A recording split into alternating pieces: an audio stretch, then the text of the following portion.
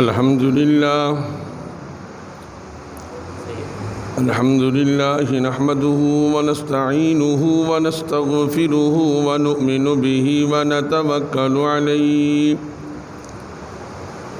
ونعوذ بالله من شرور أنفسنا ومن سيئات أعمالنا من يهده الله فلا مضل له ومن يضلله فلا هادي له ونشهد أن لا إله إلا الله وحده لا شريك له ونشهد أن سيدنا وسندنا ومولانا محمدا عبده ورسوله أما بعد فأعوذ بالله من الشيطان الرجيم بسم الله الرحمن الرحيم محمد رسول الله والذين معه أشداء على الكفار رحماء بينهم قال النبي صلى الله عليه وسلم لو كان بعدي نبي لكان عمر بن الخطاب رضي الله تعالى عنه قال رب اشرح لي صدري ويسر لي أمري واحلل عقدة من لساني يفقهوا قولي رب زدني علما رب زدني علما رب زدني علما إن الله وملائكته يصلون على النبي يا أيها الذين آمنوا صلوا عليه وسلموا تسليما درود پاک اللهم صل على محمد وعلى آل محمد كما صليت على إبراهيم وعلى آل إبراهيم إنك حميد مجيد اللهم بارك على محمد وعلى آل محمد كما باركت على إبراهيم وعلى آل إبراهيم إنك حميد مجيد اللهم صل على جسد محمد في الأجساد اللهم صل على روح محمد في الأرواح اللهم صل على قبر محمد في القبور اللهم صل على محمد في أول كلامنا اللهم صل على محمد في أوسط كلامنا اللهم صل على محمد في آخر كلامنا سبحانك لا علم لنا إلا ما علمتنا إنك أنت العليم الحكيم سبحانك لا علم لنا إلا ما علمتنا إنك أنت العليم الحكيم سبحانك لا علم لنا إلا ما علمتنا إنك أنت العليم الحكيم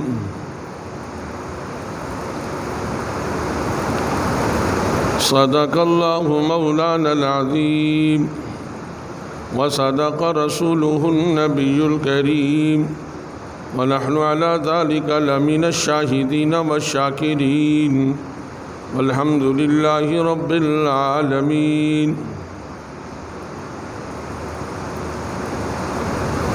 میرے واجب الاحترام بزرگوں اور دوستوں اور معزز سامعین کرام، اللہ جل شانہ عم نوالہ کا احسان عظیم ہوا کہ اللہ تعالیٰ نے مجھے آپ کو احب البلاد الی اللہ مساجدها میں جمع فرمایا، وابغض البلاد الی اللہ اسواقها سے دور رکھا۔ یہ محض اللہ جل شانہ کا کرم ہوا، فضل ہوا، محض اس کی توفیق سے ایسا ہوا۔ میرا آپ کا کوئی ذاتی کمال نہیں، کوئی ذاتی وجاہت نہیں، کوئی ذاتی بڑھوتری نہیں، رب لم یزل کا فضل شامل حال ہوا، اس نے مجھے آپ کو توفیق بخشی۔ اس اجتماع پر، اس جمع ہونے پر دل و جان سے صفت شکر کو اپنا لینا،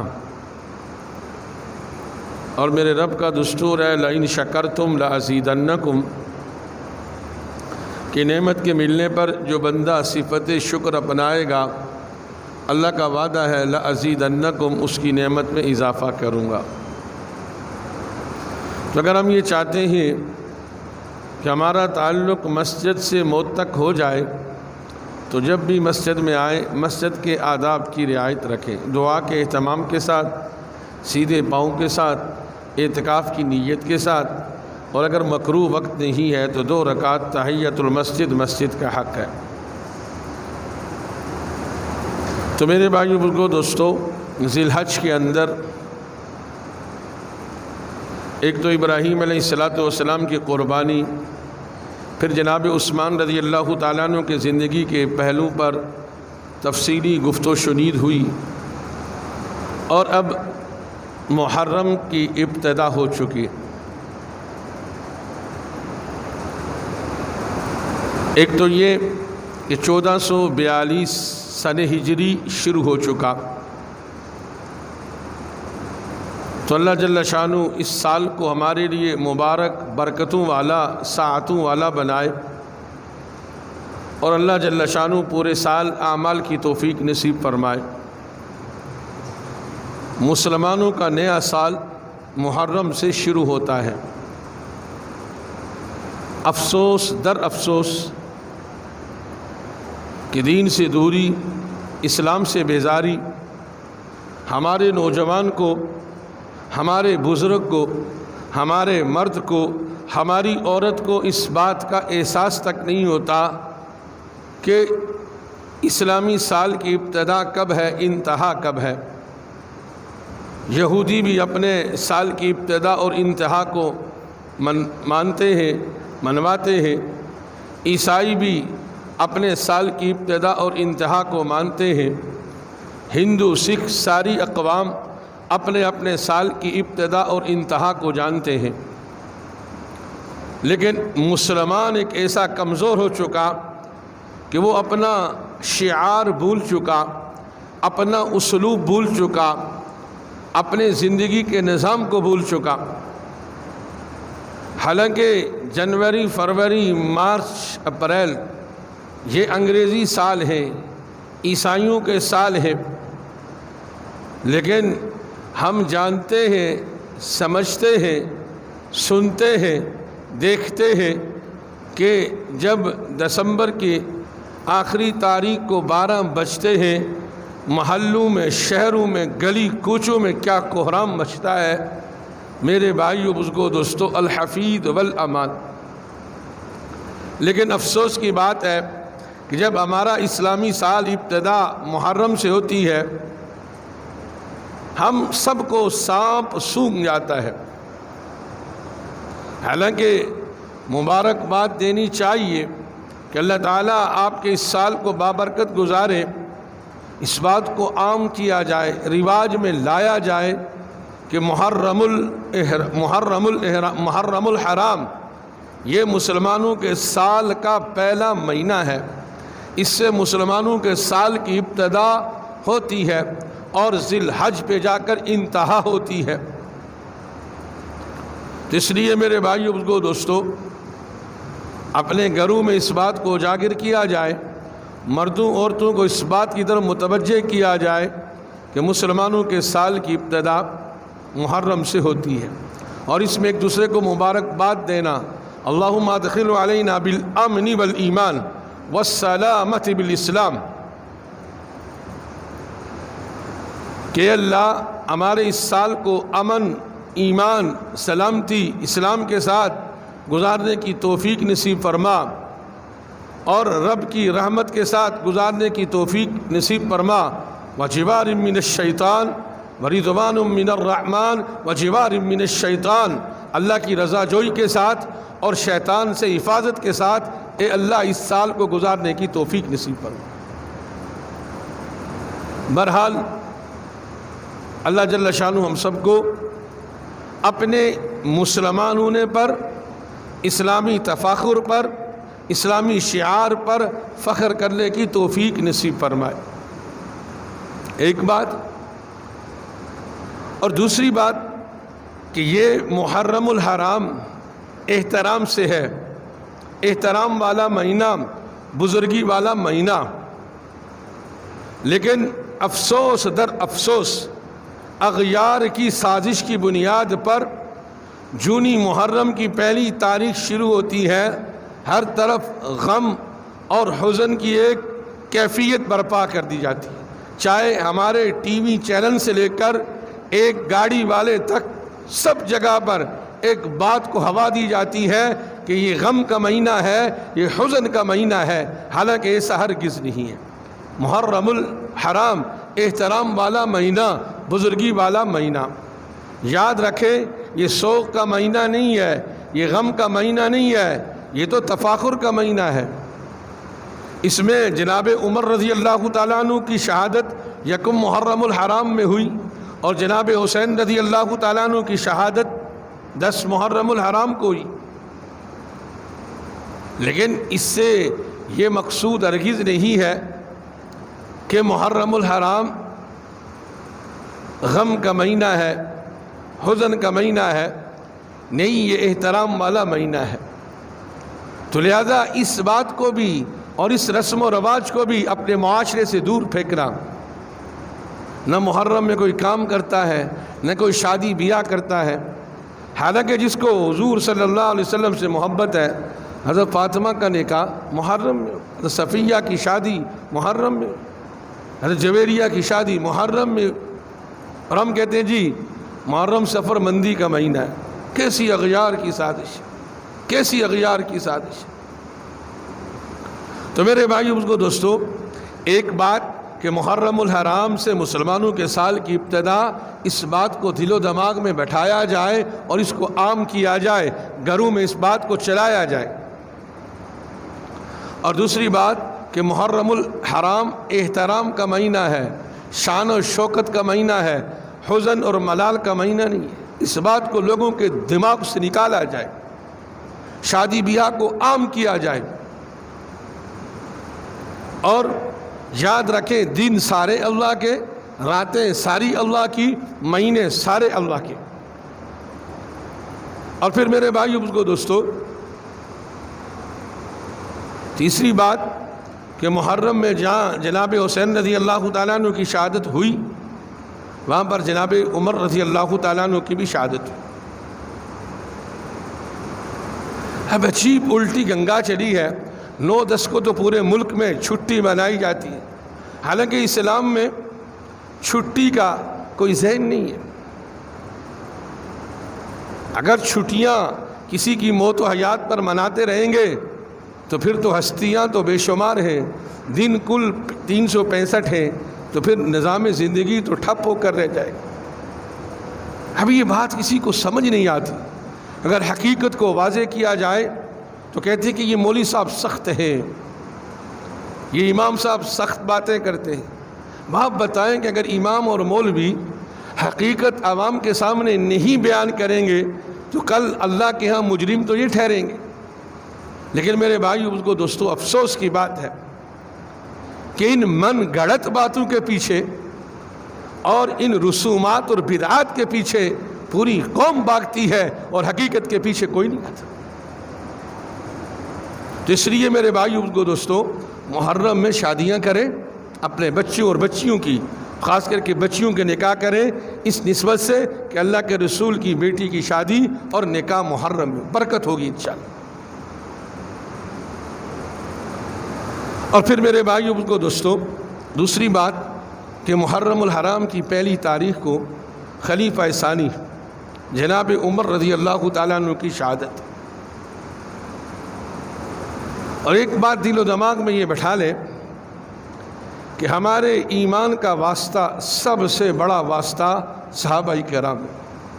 اللہ کے رسول تک پہنچنے کا سب سے بڑا ذریعہ صحابہ کرام ہے۔ ان میں پھر 4 بڑے خلفاء ہیں، 4 بڑے خلفاء ہیں، اور پھر 6 اور ملا کر یہ 10 عشرہ مبشرہ ہے۔ اب ہمارے معاشرے میں افراط و تفریط ہے۔ دیکھیں، لیتخذ بعضهم بعضا سخریا، ہم نے درجات کو مقرر کیا۔ تلک الرسل فضلنا بعضهم علی بعض، انبیاء میں بھی درجات کا تفاوت ہے۔ اولو العظم 5 انبیاء ہیں، سب سے بڑے نبی حضرت محمد صلی اللہ علیہ وسلم ہیں۔ اسی طرح صحابہ میں سب سے بڑے صحابی ابو بکر صدیق ہیں، پھر جناب عمر ہیں، پھر جناب عثمان ہیں، پھر جناب علی ہیں، پھر عشرہ مبشرہ ہیں، پھر اصحاب البدر ہیں، پھر اصحاب الاحد ہیں، پھر اصحاب الاحزاب ہیں، پھر اسی طرح بیت رضوان والے ہیں۔ یہ تفاوت اللہ جل شانہ نے بنایا۔ لیکن میرے بھائیو کو دوستو، نواسہ رسول حضرت حسین کا مرتبہ اپنی جگہ پر ہے، ان کی شہادت المناک ہے۔ انشاءاللہ اللہ نے چاہا تو اگلے جمعے پر اس موضوع پر بات ہوگی۔ لیکن میرے بھائیو کو دوستو، جناب عمر کی شہادت، جناب عثمان کی شہادت بھی تو کوئی کم نہیں۔ جناب عمر رضی اللہ تعالیٰ عنہ دعا کرتے تھے، اللہم ارزقنی شہادتا فی سبیلک و بلد رسولک، اللہ مجھے شہادت کی موت دینا اور مدینے کی موت دینا۔ فرمایا جو تم میں سے چاہے مدینہ میں مرنا چاہے فلیمت، تو مدینہ میں مرے۔ جو مدینہ کے اندر مرے گا، جنت البقیع میں مدفون ہوگا، وہ ہمارا پڑوسی ہے، اور ہم پڑوس والوں کی رعایت کرتے ہیں اور پڑوسی کو ہاتھ کے ساتھ جنت میں لے کر جائیں۔ تو جناب عمر رضی اللہ تعالیٰ عنہ یہ دعا مانگتے تھے۔ صحابہ کہتے تھے امیر المؤمنین دعا سمجھ نہیں آتی، اللہ کے راستے کی موت بھی مانگتے ہیں، مدینہ کی موت بھی مانگتے ہیں، لیکن جن کی نیتیں سچی ہوتی ہے، جن کے ارادے مضبوط ہوتے ہیں، اللہ ان کو ان ارادوں اور نیتوں پر فیصلے فرما دیتے۔ ابو لؤلؤ فیروز مجوسی، یہ مغیرہ ابن شعبہ رضی اللہ تعالیٰ عنہ کا غلام تھا، سالانہ جزیہ اور ٹیکس دیا کرتا تھا۔ ایک دن جناب عمر رضی اللہ تعالیٰ عنہ کے دربار میں آیا اور کہنے لگا کہ میرا مالک مجھ سے زیادہ جزیہ اور ٹیکس لیتا ہے۔ تو آپ نے کہا تم کیا کرتے ہو؟ کہا میں سنار کا کام کرتا ہوں اور اسی طرح میں چکی بناتا ہوں، مختلف کام گنوا دیے۔ اس پر آپ رضی اللہ تعالیٰ عنہ نے فرمایا کہ دیکھو جو تمہارا ہنر ہے اس کے مقابلے میں تو یہ جزیہ اور ٹیکس سالانہ مختصر ہے، اس لیے میں اس کو مجبور نہیں کر سکتا۔ ہاں تمہارے تعاون کے لیے تم ایک چکی بنا لو میرے لیے، جس کو میں صحابہ کے استعمال کے لیے چھوڑ دوں گا اور تمہیں معقول وظیفہ دے دوں گا۔ اب اس مجوسی کو، ملعون کو غصہ آیا اور اس نے کہا کہ میں آپ کے لیے ایسی چکی بناؤں گا کہ جس کی شہرت مشرق اور مغرب کو پہنچ جائے گی، زمین و آسمان میں پہنچ جائے گی۔ اتقوا فراست المؤمن، مومن کی فراست سے بچو۔ جب وہ باہر نکلا تو آپ رضی اللہ تعالیٰ عنہ نے فرمایا کہ مجھے قتل کی دھمکی دے کر چلا گیا۔ تو صحابہ نے کہا اس کی کیا حیثیت ہے؟ آپ کہیں تو ہم اس کو گرفتار کر لیتے ہیں۔ تو آپ نے ایک اسلوب بیان کیا، مجرم کو جرم سے پہلے گرفتار کرنا شریعت میں جائز نہیں، مجرم کو جرم سے پہلے گرفتار کرنا جائز نہیں۔ بہرحال ایک مرتبہ جناب عمر نے خواب دیکھا، خواب میں اللہ کے رسول صلی اللہ علیہ وسلم سے زیارت ہوئی۔ فرمایا اللہ کے رسول اب عمر نبوی گزر چکی، جناب رسول اللہ صلی اللہ علیہ وسلم کی عمر 63 سال، جناب ابو بکر صدیق رضی اللہ تعالیٰ عنہ کی عمر 63 سال، جناب عمر کی عمر 63 سال، جناب علی رضی اللہ تعالیٰ عنہ کی عمر 63 سال۔ یہ محبت نبی سے کہ اللہ نے عمر بھی ان کی سب کی یکساں کر دی کہ اللہ کے رسول اب اعضاء میں کمزوری آ چکی، وہ شباب گزر چکا، جوانی ڈھل چکی، اللہ کے رسول اب 22 لاکھ مربع میل پر گرفت میری کمزور ہو چکی، اب میں چاہتا ہوں کہ میں آپ کی طرف آ جاؤں۔ پھر خواب میں دیکھا کہ ایک مرغ ہے، 3 ٹھونگے مجھے مارتا ہے اور خون بہہ جاتا ہے۔ جب آنکھ کھولی تو فرمایا کہ اب میری شہادت یقینی ہو چکی۔ صحابہ کی صفیں بڑی مضبوط صفیں ہوتی تھی، صحابہ کی نمازیں بڑی مضبوط ہوتی تھی۔ میرے بھائیو، چھوٹے چھوٹے آزار پر آج ہم جماعت چھوڑ دیتے، چھوٹے چھوٹے آزار پر ہم نماز کو ترک کر دیتے۔ جناب عمر رضی اللہ تعالی عنہ فجر کی نماز پڑھانے کے لیے آگے بڑھے۔ یہ ابو لؤلؤ فیروز مجوسی 2 دھاری خنجر کئی دنوں سے زیر میں ڈالا ہوا اپنی چادر میں چھپائے پہلی صف پہ کھڑا ہو گیا۔ جناب عمر رضی اللہ تعالیٰ عنہ نے فجر کی نماز شروع کر دی، لمبی رکعات پڑھا رہے تھے۔ یہ بدبخت ظالم آگے بڑھا، ایک وار کیا، دوسرا وار کیا، تیسرا وار کیا۔ وہی مرغ جس نے 3 ٹھونگے ماری تھی، اس خواب کی عملی تعبیر سامنے آ رہی تھی۔ اور جناب عمر مصلی پہ تڑپنے لگے۔ عبد الرحمن ابن عوف آگے بڑھے اور 2 رکعت مختصر سی چھوٹی صورتوں کے ساتھ مکمل کی۔ اے امت کے نوجوانوں، قیامت تک کے لیے خبردار کر دیا کہ نماز کتنا بڑا عمل ہے۔ 22 لاکھ کا مربع میل کا حکمراں مصلی پہ تڑپ رہا ہے، لیکن مسلمان کی نماز میں، مسلمان کی جماعت میں خلل نہیں آنے دیا۔ آج نوجوان روڈوں پر راتیں گزار دیتے ہیں اور شور شغب کے اندر پوری رات گزار دیتے ہیں، لیکن افسوس کہ فجر کی نماز باجماعت پڑھنے کی توفیق نہیں ملی۔ کتنا بڑا عمل ہے۔ اب ادھر یہ ابو لؤلؤ فیروز وار کرتے ہوئے جا رہا ہے، 17 صفوں کو چیرتے ہوئے، ایک کو مارا، دوسرے کو، 17 صحابہ زخمی ہوئے، جن میں سے 9 شہید ہوئے۔ آخر میں ایک صحابی نے اس پر چادر کو ڈال دیا اور وہی خنجر 2 دھاری جس سے جناب عمر کو شہید کیا تھا اپنے پیٹ کے اندر گھسیڑ دی۔ اصل میں یہ کافروں کا ایک وتیرہ رہا کہ مجرم کو اس بات پر کہ خود جان دے دینا راز نہیں اگلنا۔ لیاقت علی خان کو جس نے گولی ماری فوراً اس کو مار دی گئی۔ اگر مجرم کو پکڑ لیا جائے اور ان کے سارے ارادوں کو آدمی اگل لے تو سازشیں ختم ہو جائیں۔ بہرحال نماز مکمل ہوئی۔ جناب عمر تھوڑے سے ہوش میں آئے، حالانکہ اس نے وار ایسے کیے کہ آنتوں تک زخمی کر دیا، بچنا اب ناممکن تھا۔ یہ 26-27 ذی الحج کا حملہ تھا اور 1 محرم الحرام کو آپ کی شہادت ہوئی۔ تو جناب عمر رضی اللہ تعالیٰ عنہ نے تیمم کیا۔ جب ان کو گھر اٹھا کر لایا گیا، 2 رکعت اشارے سے پڑھی۔ میرے بھائیوں، موت اور زندگی کی کشمکش میں اور قیامت تک کے آنے والے مردوں عورتوں کو خبردار کیا جا رہا ہے کہ نماز کتنا بڑا عمل ہے۔ اور پھر سب سے پہلے سوال کیا کہ مجھ پہ وار کرنے والا کون ہے؟ تو ان کو بتایا گیا کہ ابو لؤلؤ فیروز مجوسی۔ فرمایا الحمدللہ کہ اللہ نے میرے خون سے کسی مسلمان کے ہاتھ کو رنگین نہیں کی۔ اور عمر کا قاتل قیامت تک اپنے آپ کو مارتا رہے گا۔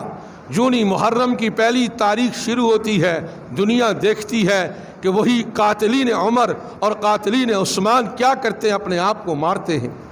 یہ رونا، یہ پیٹنا فریب و مکر ہے، بی بی زینب کی بد دعا کا اثر ہے۔ اس نے بھی جناب عمر کو شہید کیا اور خود خنجر اپنے پیٹ میں اتار دیا۔ اور اسی طرح جنہوں نے جناب عمر اور جناب حسین کو شہید کیا قیامت تک اپنے آپ کو مارتے رہیں گے۔ یہ عذاب ہے اور یہ بی بی زینب کی بد دعا کا اثر ہے۔ تو میرے بھائی کو دوستو، جناب عمر نے اپنے بیٹے عبداللہ بن عمر سے کہا کہ کائنات کی صدیقہ ام المؤمنین ام عائشہ کے پاس چلے جاؤ، ان سے جا کر ایک گزارش کر دینا کہ امیر المؤمنین کی خواہش ہے کہ جہاں پر جناب رسول اللہ صلی اللہ علیہ وسلم مدفون ہیں اور ابو بکر صدیق رضی اللہ تعالی عنہ مدفون ہیں، اگر امیر المؤمنین کو ام عائشہ حجرے میں اجازت دے دے تو یہ خواہش کی تکمیل ہو جائے گی۔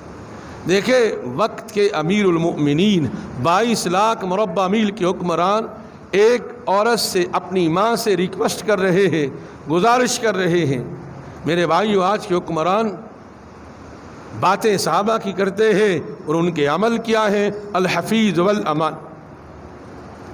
تو ام عائشہ رضی اللہ تعالیٰ عنہ نے فرمایا یہ تو وہ عمر ہے جب سارے لوگوں نے مجھ پہ بہتان لگایا، انہوں نے کہا تھا سبحانک ھذا بہتان عظیم ھل جزاء الاحسان الا الاحسان۔ صحابہ تو اچھائی کا بدلہ اچھائی سے دیتے تھے۔ کہا جناب عمر سے کہہ دو کہ یہ جگہ تو رکھی تھی اپنے لیے، لیکن اے عمر تیری خواہش پہ اپنی خواہش کو قربان کرتی ہوں۔ اور فرمایا کہ اجازت دے دی تو فرمایا الحمدللہ، اللہ نے میری اس خواہش کو بھی پورا کر دیا۔ اور اپنے بیٹے سے کہا کہ میرا ایک باغ ہے، اس کو بیچ کر جو میں نے 10-11 سال مال غنیمت میں سے اپنے گھر کا خرچ لیا، یہ 40,000 درہم بیت المال میں جمع کر۔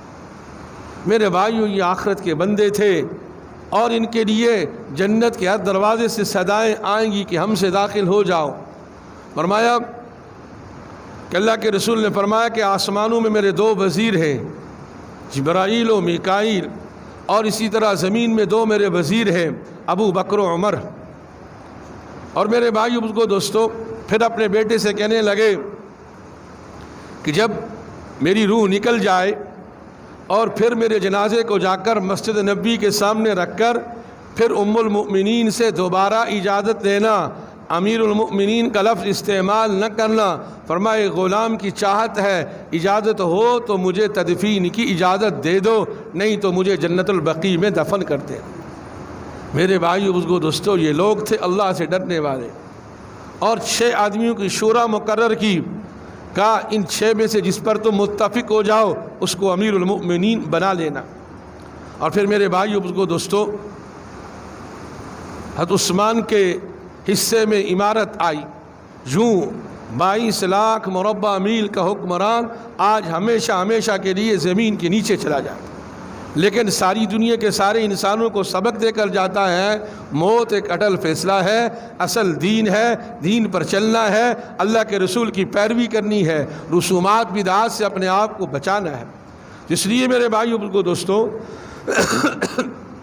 محرم الحرام یہ سوگ کا مہینہ نہیں ہے، یہ غم اور حزن اور ملال کا مہینہ نہیں ہے، یہ احترام کا مہینہ ہے۔ شہداء کی شہادت پر فخر کیا جاتا ہے، ماتم نہیں کیا جاتا، شور و شغب نہیں کیا جاتا، ہر طرف کالے کپڑے پہن کر سوگ کی علامت نہیں بننا، بلکہ اپنی بچوں کی شادی محرم میں کریں، اپنے سارے کاموں کی ابتدا محرم میں کریں۔ یہ بالکل من گھڑت بات ہے کہ محرم سفر یہ مندی کے مہینے ہیں، نہیں، سارے مہینے ایک اللہ کے ہیں اور برکتیں رحمتیں دین کے ساتھ ہیں۔ جو دین پر چلے گا ہر وقت اللہ کی رحمتیں برکتیں اتریں گی۔ اور مسلمانوں کے سال کی ابتدا محرم سے ہوتی ہے، ایک دوسرے کو مبارکباد پیش کی جائے۔ میرے بھائیوں، ہمارا نظام قمری ہے، نظام شمسی نہیں ہے۔ 1442 ہجری شروع ہو چکی ہے، سال کی ابتدا محرم سے ہے، انتہا ذی الحج سے ہے۔ اس بات کو عام کیا جائے، مردوں عورتوں کو بچایا جائے، بچوں کے سامنے اس بات کو رکھا جائے کہ ہم مسلمان ہیں، ہمارا شعار یہ ہے۔ اور پھر میرے بھائیوں کو دوستو، 9-10 محرم کو روزہ رکھنا آپ علیہ الصلوۃ والسلام کا عمل ہے۔ یہ سبیلیں لگانا، یہ دیگیں چڑھانا، حلیمیں پکانا، یہ اسلام میں کچھ جائز نہیں۔ پورا سال بناتے رہے نا حلیم، 10 محرم کو کیوں؟ سال کے علاوہ اور مہینوں میں کالے کپڑے پہنتے رہے نا، محرم ہی میں کیوں؟ فرمایا من تشبہ بقوم فہو من، جو کسی قوم سے مشابہت اختیار کرے گا اس کا حشر اسی سے ہوگا۔ لہٰذا ان من گھڑت رسومات کو اپنے محلوں سے ختم کیا جائے، اپنی گلیوں سے ختم کیا جائے، اپنے نوجوانوں کے ذہن کو صاف کیا جائے۔ کن چیزوں میں تمہاری جوانی لگ رہی ہے؟ آؤ مساجد کو آباد کرو، آؤ راہ خدا میں نکلو، دین کے لیے اپنی جوانی کو وقف کر دو، ان رسومات اور بدعات سے اپنے آپ کو نکالو۔ اور بڑے بڑے کہتے ہیں جی ہم اپنے بچوں سے مجبور ہیں، حلیم پکانا سفر میں ہر روز پکاتے رہو، ربیع الاول میں پکاتے رہو، ربیع الثانی میں پکاتے رہو، لیکن محرم میں اگر ہم پکائیں گے، سوگ منائیں گے، کالے کپڑے پہنیں گے تو غیروں کے ساتھ مشابہت ہوگی۔ اصل روزہ 10 محرم کا ہے، اصل روزہ 10 محرم کا ہے، لیکن جب پتہ چلا کہ یہود رکھتے ہیں 10 کو، فرمایا خالف الیہود والنصارى، یہود و نصارہ کی مخالفت کرو، تو فرمایا 9 10 کا 10 11 کا روزہ رکھا جائے۔ میرے نبی تو عبادت میں مشابہت کو برداشت نہیں کرتے۔ میرے بھائیو بزرگو دوستو، ہم رسومات اور بدعات میں سنی ہو کر کن کی راہ پہ چلتے ہیں؟ میرے بھائیو حق حق ہے، سچ سچ ہے، باطل باطل ہے، باطل سے اپنے آپ کو دور رکھے، وگرنہ سارے اعمال ملیہ میٹ ہو جائیں گے۔ عقیدے کو درست رکھے، نظر نیاز ایک اللہ کی ہے۔ سنیوں کے گھروں سے مختلف قسم کی دالیں بانٹی جاتی ہیں، حلیمیں پکائی جاتی ہیں۔ میرے بھائیو ہم اسلام کو پڑھیں، اسلام کو سیکھیں کہ اسلام کی حقیقت کیا ہے۔ من گھڑت رسومات میں اپنے مال کو، اپنی چیزوں کو ضائع نہ کریں۔ میرے بھائیو اگر ایمان اور توحید صحیح نہیں ہے، سارے اعمال غارت ہیں۔ اس لیے اصل دین پر آئیے۔ اللہ جل شانہ سے دعا ہے کہ اللہ تعالی ہمیں جناب عمر اور سارے صحابہ کرام کے نقش قدم پر چلنے کی توفیق نصیب فرمائے۔ وآخر دعوانا ان الحمد للہ رب العالمین۔